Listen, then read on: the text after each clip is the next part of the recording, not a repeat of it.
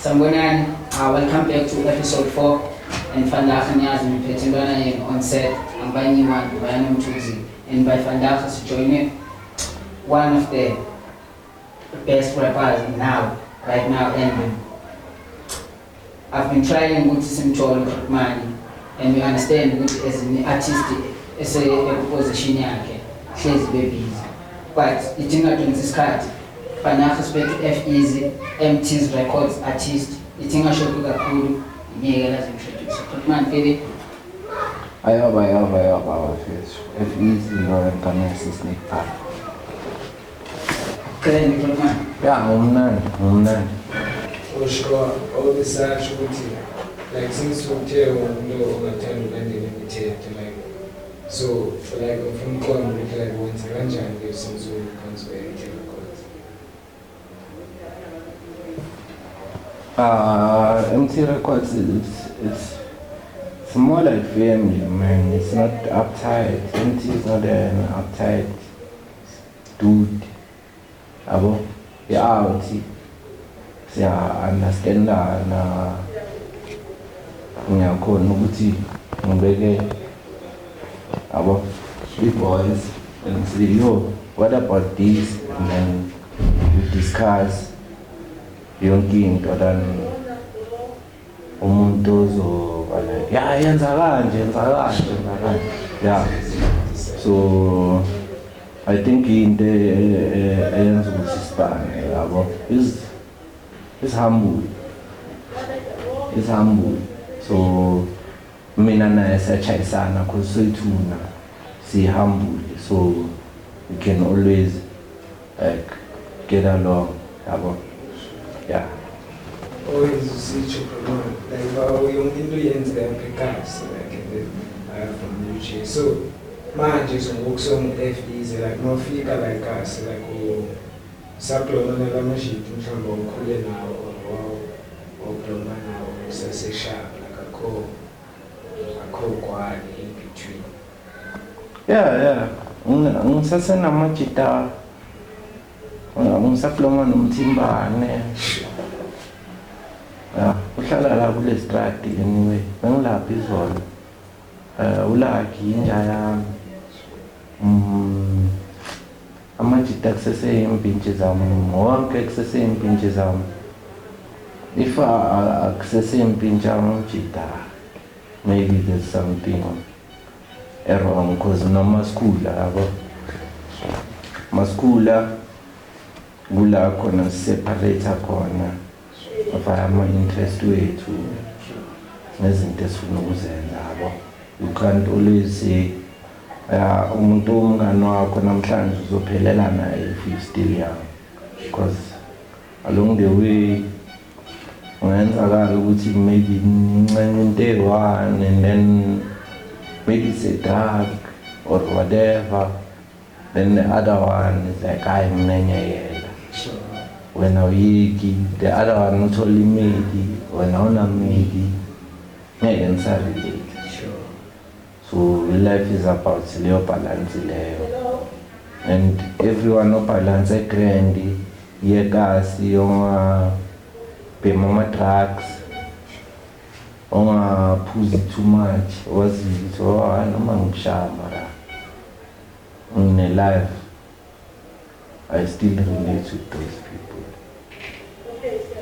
and leyo point like uqedwe like it's an important point like ebantwini because uthola ukuthi let's say abantu whenever umunye like if let's say a group of friends or whatever it is sometimes when it comes ukuthi ne outgrow each other umunye wenza into ayifunayo umunye wenza into ayifunayo let's say ayiwonke umuntu lapho uzoba nelakhi ukuthi abe successful in life or abe successful whatever dreams bekanazo sasemncane but bazoba khona labo bayitholayo lo lakhe wayitholayo le opportunity a showcase talent yakhe then kube kuye ukuthi but bazoba khona laba successful le point engizama ukuyitsho le and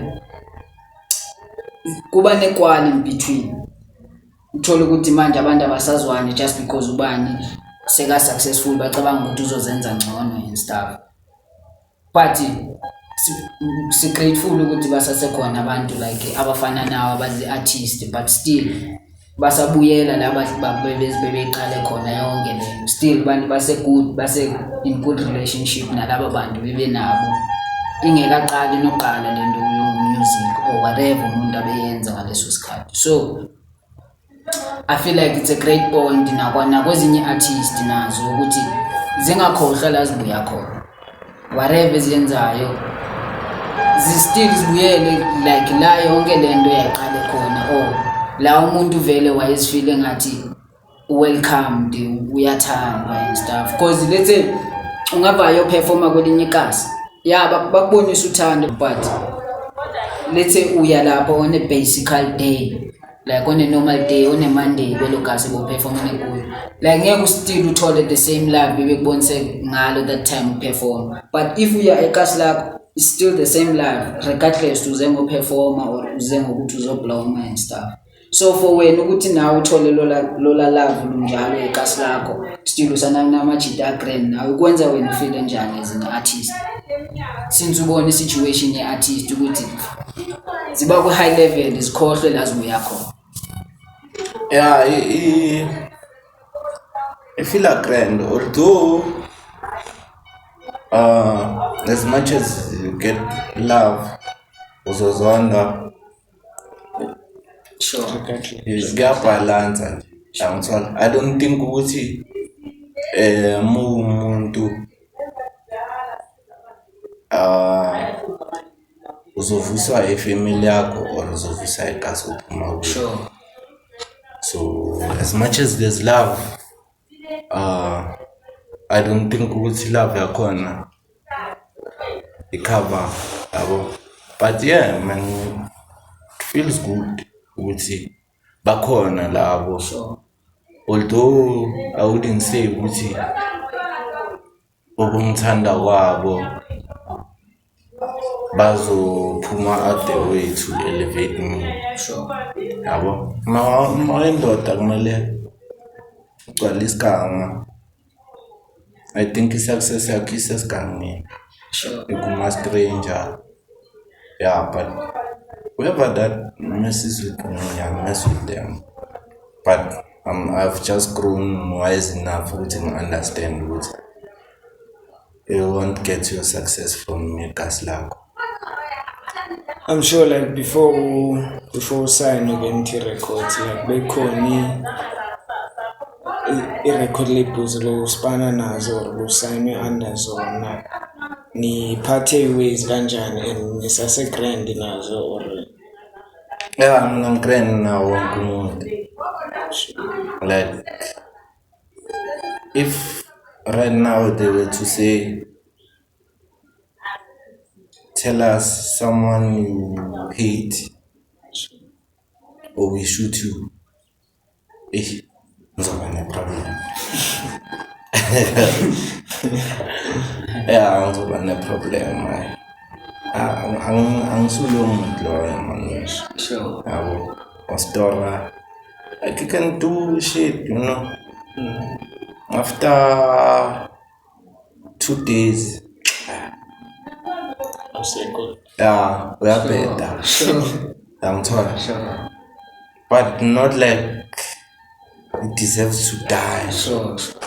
I'm sorry. So I'll catch my feeling, and it's a good thing because the industry will young vumela yabo ukuthi ungakhetha ama feelings, because mawukhetha ama feelings uzohamba so posta lokhu, so yenza lokhu, so khuluma lokhu nani yabo. Kanti i-composure iyafunakala kule game lena ngoba ungathatha izinto ngama feelings and then ugcina deciding the wrong and then cost the career yonke. Sure. Just because you said so, thinking that it's like this and die. It's all in your head. Sure. Yeah. So like as an empty records artist, I'm sure now yazi ukuthi bezikhona i-artist before ku-MT Records sasekhona ezinye, but bengifuna ukubuza ukuthi like i-relationship yakho injani like with the previous artist ebeze ku-MT Records, like for example Flash Kumkani, Loli Native, like relationship yakho nezo artists injani, still the same? Because ngiyazi ukuthi for sure ukuthi from kwi-hustler I'm sure relationship sasemnandi. Yeah, simnandi. Ngimnandi namajita mina. Yazi ngisho ukuthi akangisuka umuntu walezo zinto lezo. Ngimnandi namajita wonke Loli. Ngigcineni Loli asijaba. Yeah, sure. So ngimnandi naye. Ngimnandi nje namajita mfethu. It's akusina izinto ezi-deep izinto. Yabo, so kuba easy ukuthi kube grand now because other things. So I hope like whoever like oyibukelayo le podcast or especially nama fans wakho, let's just hope like ayakuthola ukuthola ukuthi lethe ngumuntu onjani lawo bebengakwazi ukuthi umuntu onjani stuff. Yeah. and just hope like whatever game besidlala kekho umuntu ethathe personally and stuff, because beku just a game just and and before sivala bengifuna like because I think simissile the question, like sibonele ku socials ukuthi asazi no angazi if we MT Records in a partnership ne-Lotion Culture or individuals wena no MT or in like bengifuna usitshela kabanzi ngale situation there. Whether individual or whatever, it's MT Records. We work as a collective. We are a family. We're hustling. Yeah. So Lotion Culture, MT Records. Sibambisene ilona ibrand yaseTasi. It was one of the first.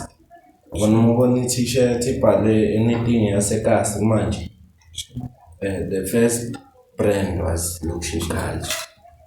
So yeah, for that reason we stand with the Lotion Culture.